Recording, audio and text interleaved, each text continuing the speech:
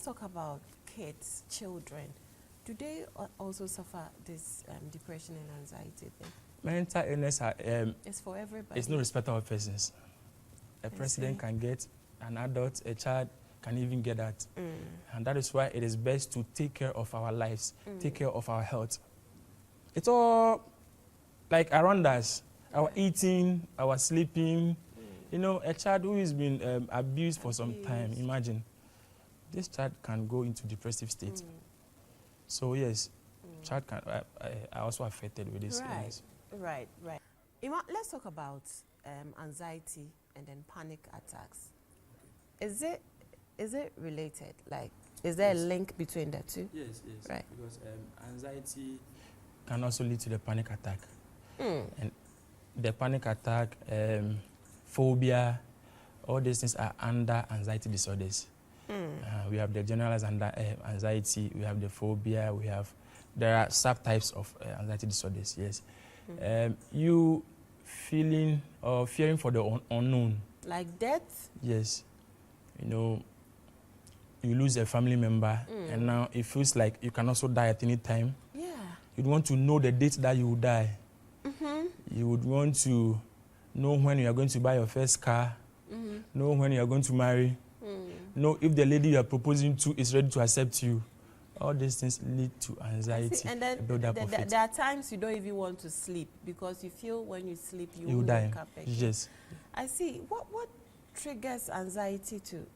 How does it happen? As I said, all these mental issues, they are not known.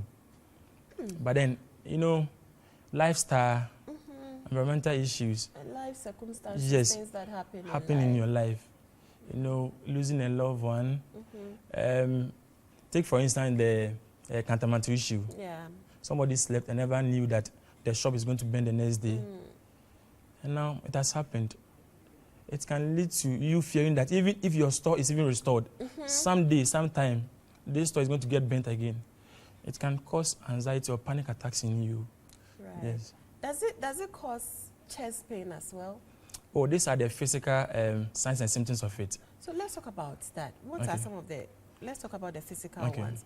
What are some of the signs and symptoms? You know, you feel palpitation, some even sweat, some feel tingling effect in there. And it's like your heart is sinking in? Yes, angina. So you feel tightness in the chest. Right. You can't even breathe. Yes, so these are physical signs of it. And there are psychological aspects too. Psychologically, you feel like confused, you can't even concentrate because at that time, you are in the state of constant thinking, racing thoughts, so you can't even have time for yourself. Yeah. Are there medications for it? Yes, all these things have medications to manage them. There is no cure though, so it takes interventions of therapy.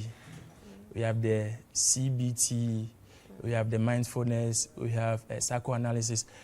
There are psychologists who will help you, sit you down, reorient you that this thing is happening. But then let's try to change the negative thoughts, bring in positive ones to replace those instances, and you'll be fine. Right, let's talk about kids. How do you determine if a child has anxiety? You know, there's something we call separation anxiety.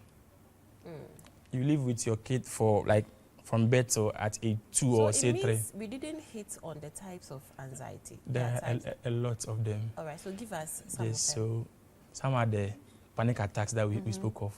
We have the OCD, obsessive compulsive disorder.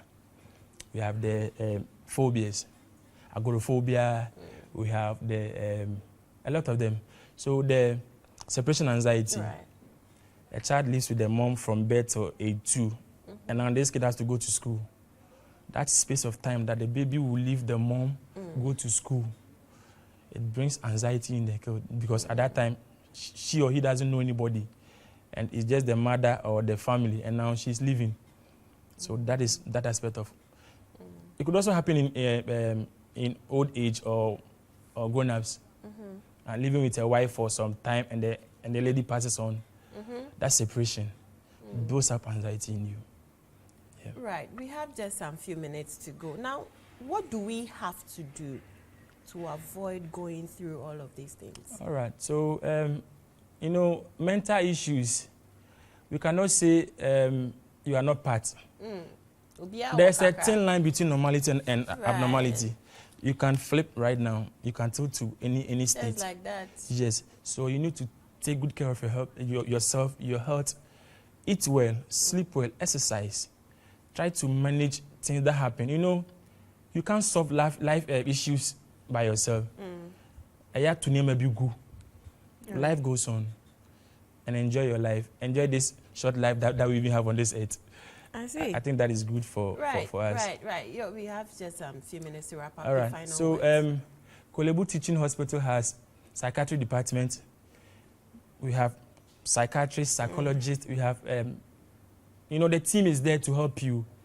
Even if yours is not bipolar or depression, and you have any issues with your health, try and come to Korle Bu. I also give my number out.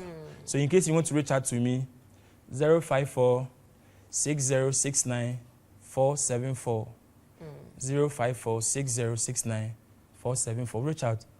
If you see a colleague at work doing all sort of things, you know, changing from the norm, try to help, try to bring the person in. We can manage the person. And the person can go about his or her life without any issues. Right. Let me quickly ask this one. What can we do when we, like, as soon as we realize that it's setting in, the triggers are in there, it's setting, what can we do to calm ourselves down?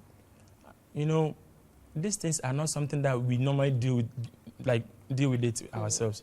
So you need professional help. It might not even be a psychosis or something. It could be maybe some lifestyle in you. So you just have to take care of your health. That's all. Right. Thanks so much for coming. Emmanuel Nikwe has been my guest this morning.